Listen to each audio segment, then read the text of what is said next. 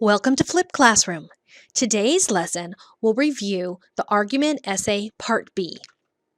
As a reminder, the goal of this essay is to persuade the audience to accept a position on a controversial issue with evidence from experts. That means you're using databases and books from the library. Unlike our other essays, this one will have less common knowledge. So almost every sentence that you use in your essay that is evidence, you will be adding a parenthetical citation and or a lead-in so that the reader knows where to look on the works cited page. You are presenting new resources, ideas unfamiliar to the audience. Therefore, you'll be using parenthetical citations connected to the works cited page throughout the essay. In this part of the essay, you are going to continue to develop your reasons. Your reasons are the justification. You support your reasons with evidence that you've gathered from research.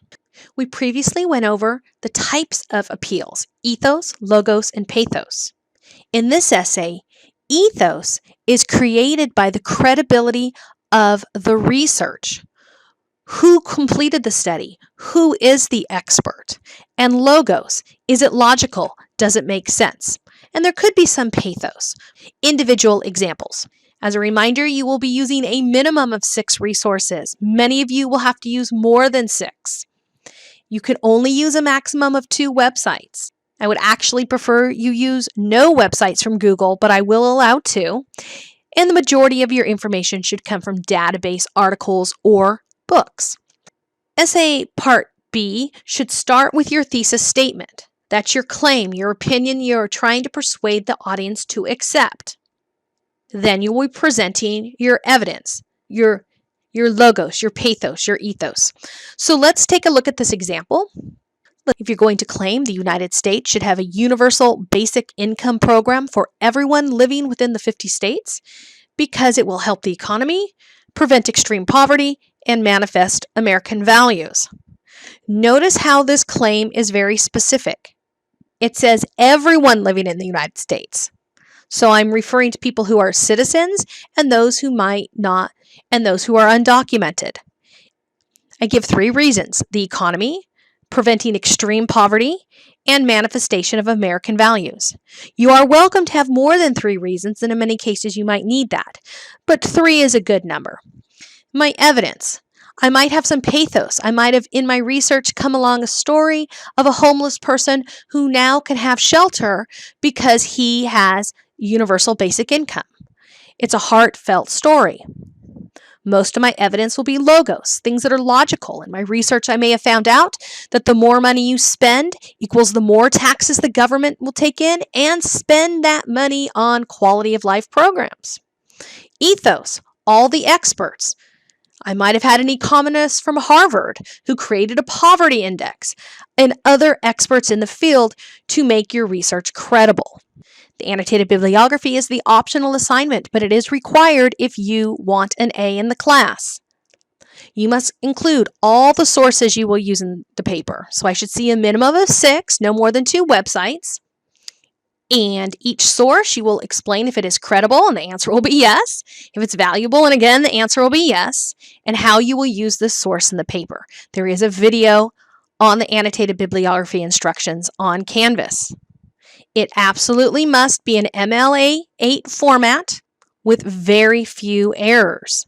This is an assignment that takes time and precision to complete. That is why it is for A students who are going above and beyond. Your outline for 3B should have a thesis statement. Don't worry about everything you need for the introduction.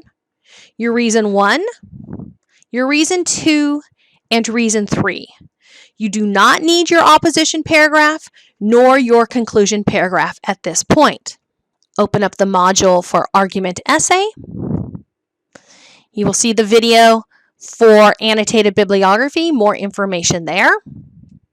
For the link Essay 3B outline, you will see the instructions of what you should include in your outline. Remember, it's not a full essay. You don't need to use complete sentences. It's just letting the reader know what direction you plan on for your essay. Go back to the module. And as you look ahead, you will see after you complete Essay 3B outline, you will be doing the peer review. That is where you write out the whole section. This will be the bulk of your essay. So expect to have about 6 to 7 pages written, including the work cited. So let's review. At this point, you have located all your resources from the library, and you would be ready to write your works cited page or annotated bibliography. You are reviewing your resources and determining how you will use them in your essay. You're expanding your outline from part 1 to part 2.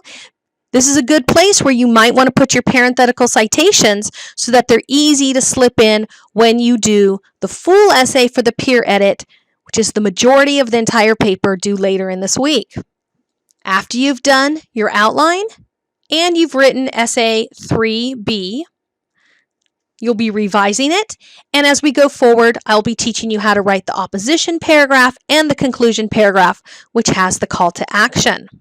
Best of luck on this assignment, and thank you for joining me today in Flipped Classroom.